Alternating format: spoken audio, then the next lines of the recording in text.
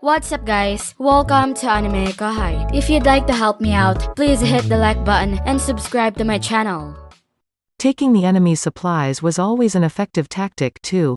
Well, tough luck. Calgurio laughed at the monster's shallow intelligence. His soldiers, having been enhanced via surgery powered by magic and otherworldly science, could work at full strength without food or water for a week. A single one of the nutritionally balanced energy bars they carried with them provided enough sustenance for a day's worth of activity. 20 were included in a soldier's standard equipment, and their consumption rate was as previously calculated. Each soldier had been given a refreshed supply, and they'd have no problem keeping themselves sustained without plundering the enemy's food. These portable, lightweight energy bars made logistics infinitely easier for the Empire, and potable water, the other piece of the puzzle, could be conjured up via magic. So no problems whatsoever. By their calculations, their elite soldiers could stay active within the labyrinth for up to 27 days if need be. The enemy might have pinned their hopes on their vast army running out of supplies, the biggest weakness with any force this size, but they were about to learn just how naive they were. Think you've won because you've cut off our supplies? Think again, fools. Calgurio gave the thought a mocking laugh. It caught the attention of one of his staff officers, a man of noble birth trying to latch on to Calgurio's coattails. Ah, my good Calgurio, don't be so mean to them. The Demon Lord Rimuru began this entire campaign by making a mistake. He misjudged our restructured armor corps so badly that he sent out his greatest asset, the evil Veldora, to meet them. And now, the next thing he knew, he's being surrounded by these teeming masses of champions.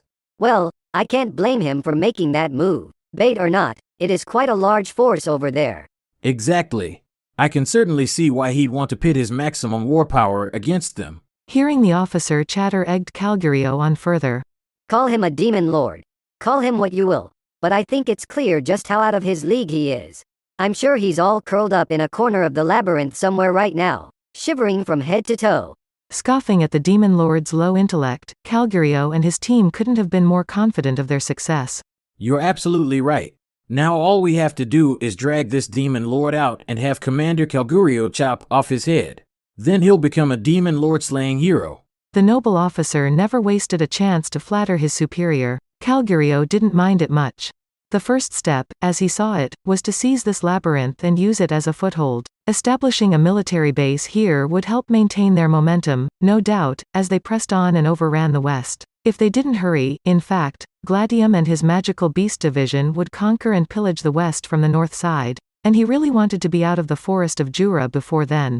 But no need to panic. If things turned out that way, his list of accomplishments in this campaign wouldn't be quite as long, but there was no need to quibble. Defeating Veldora the Storm Dragon was the Empire's long-held desire for ages, and if they could achieve it, any other badge of honor was insignificant by comparison. If they took the head of Rimuru on top of that, Calgurio would undoubtedly become the greatest achiever of this entire war. And the rest of his staff were just as assured of their victory as he was. This was a force of 700,000, after all. With a force that size, none of them could even think of defeat. We can make this area our camp once we build a barrier around it. Once that's done, they can start marching in. The labyrinth will never know what hit it. We're on it, sir. Fine. Proceed as planned, then. There were no objections. Things weren't urgent enough that anyone wanted to create trouble for themselves being contrarian. Gladium could have his glory over in the west if he wanted it, that's what everyone here agreed on. For now, the major prize was all the money and goods they'd be able to score in the labyrinth. Greed had won the day in their minds. It was a pretty simple plan, really, just overload the labyrinth with sheer numbers and strip the whole place bare. The fact that nobody objected to it was proof positive that greed, and the potential for instant profits, was already blinding them. Being so assured of victory, Calgurio and his team weren't bothering to hide their desires any longer. Whatever share of the labyrinth's booty they got, it was bound to make them fabulously rich. And so their conquest of the labyrinth began. And with that, the poor oblivious soldiers joyfully descended a staircase they would never climb back up again. The labyrinth never refuses anyone who comes for it. That applied even if the invading party didn't respect the rules. But the safety was already off on this loaded gun, and what awaited them beyond was the labyrinth as it truly was, a living hell beyond anything anyone had ever experienced. In one of the deepest rooms of the labyrinth, there exists a secret conference room not even Rimuru knows about. Gathered within its vast confines were the rulers of the maze, people who usually didn't come together very much. The fact that they were all here right now indicated just how vital they considered the topic of discussion. The meeting was chaired by Beretta, Ramirez's aide, representative, Gopher and general manager of Labyrinth Affairs. Seated in the four cardinal directions were the Labyrinth's four archdragons, the Fire Dragon Lord, Frost Dragon Lord, Wind Dragon Lord, and Earth Dragon Lord. In the middle was a round ebony table, currently seating the following individuals: Ninehead, Kumara, Guardian of Floor 90, Insect Kaiser, Zijin, Guardian of Floor 80, Insect Queen, Apito, Boss of Floor 79, Immortal King, Adalman, Guardian of Floor 70, Death Paladin, Alberto, Adalman's advance guard on Floor 70. These comprised the so-called 10 dungeon marvels, and they were joined by 3 others. Gadra, the old, sharp-eyed wizard, was seated next to Adalman. Meanwhile, Bovix and Equix, co-guardians of Floor 50, sat huddled at one lonely corner of the table, aware of just how much they stood out among all these titans. They both once thought they could beat any opponent who came their way. But now, seeing the very pinnacle of the labyrinth before them, they realized just how stark the difference was. It made them squirm uncomfortably in their seats, but that wasn't the only reason they were cowering a bit. The real reason: everyone in this chamber had a bad habit of incessantly squabbling over who was the strongest among themselves. They were clashing over the issue now, in fact, weighing down the very atmosphere as if it were warped apart by some strange force. Gadra, despite being the new kid on the block, was an active participant in the debate, making Bovix and Equix realize all the more exactly how they stacked up by comparison. As they saw it, some foes were just too insurmountable to ever beat. And given that these were 2 former rivals who fought each other for a literal century, it showed just how much of a presence Gadra struck around here. Beretta and the Dragon Lords didn't join in this competition, but they had no motivation to stop it. If that was what they liked doing, then, fine, was their attitude. And whether they intended to or not, that only spurred the debate over who was strongest among the 10 marvels. Adalman's promotion in floor rank, following direct praise from Rimuru, was still fresh in everyone's minds. It instilled a new enthusiasm in everybody present, all of them believing they were the most useful among the Guardians. This was especially true among the marvels tending the deeper floors, since they frankly didn't see much action during regular dungeon operations. Any chance they had to strut their stuff, they seized. Even Gadra, the new guy, was eager to be of service to his old friend Adalman. If he could make an impression with his performance here, he believed, it'd work wonders to ensure a position for him. Adalman, meanwhile, wanted to work even harder for his beloved Rimuru than he already had. He wanted to be awarded even higher levels, and on that score, the other Guardians were nothing but obstacles, not enemies, no, but definitely in the way. Alberto followed Adalman's lead with this, but in his mind, he, too, had a desire to improve his fighting performance and make himself a household name. Despite appearances, he was surprisingly ambitious. Apito and Kumara, the 2 female dungeon marvels, had, to say the least, a strained relationship. Kumara, in particular, guarded floor 90 and thus almost never received a chance to perform in public. Apito got an opportunity to tangle with the paladins before, and Kumara was intensely jealous of that, leading her to treat this as much more of a battle than it really was. Apito, for that matter, was pretty competitive herself, refusing to back down a single step from her rival. This put them at odds over pretty much anything and everything.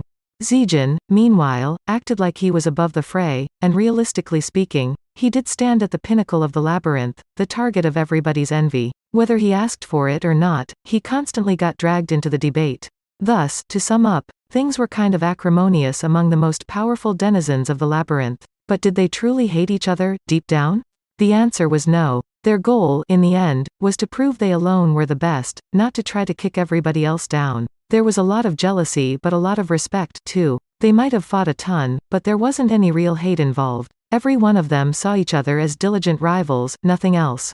Despite the crowd sharing this meeting hall, it was surprisingly quiet right then. All eyes were fixed on the main seats in the table, currently unoccupied. They belonged to Veldora, king of the labyrinth, and the great Ramirez, its creator. They had been called to the meeting 2 hours ago, and while there was much carrying on between the marvels earlier, they all quieted down once Beretta showed up. Sir Veldora and Lady Ramirez will arrive in a few moments. Please remain quiet as we wait for them. Beretta sat down at his chair. Chairman, can I ask you a question? Said Kumara, and Beretta nodded back. Why are we gathered here today? For the reason you're all imagining, I presume. We need to discuss how we will dispatch the foolish army attempting to invade the labyrinth.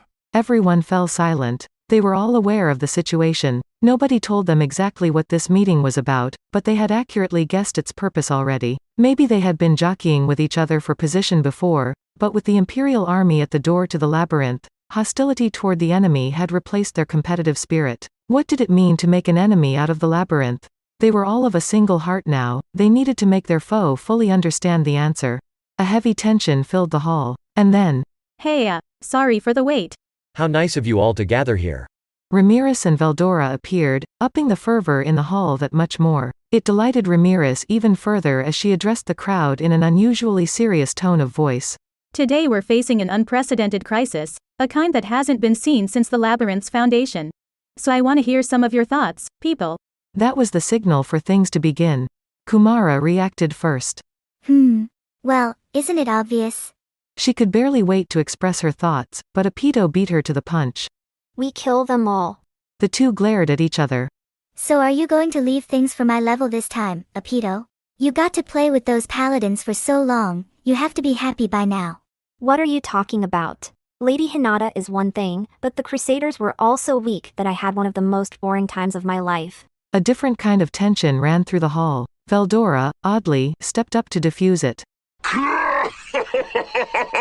Stop fighting, you two. And worry not. This time, I will give you all a chance to wage battle. From what I've heard, they think that the deepest level of the dungeon is merely floor 60. Considering we've advertised 100 floors from the beginning, I find it simply absurd, but here we are. Can you believe that?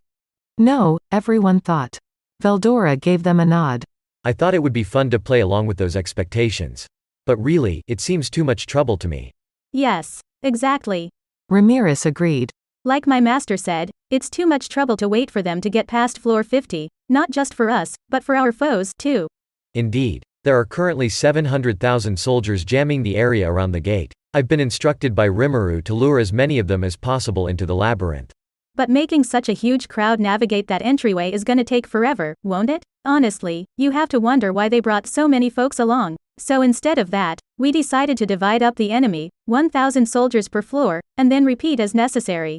That's it for this video, guys. Thank you for always watching my videos and supporting my channel. A big thanks to the AnimeKouhai patrons who made this video possible.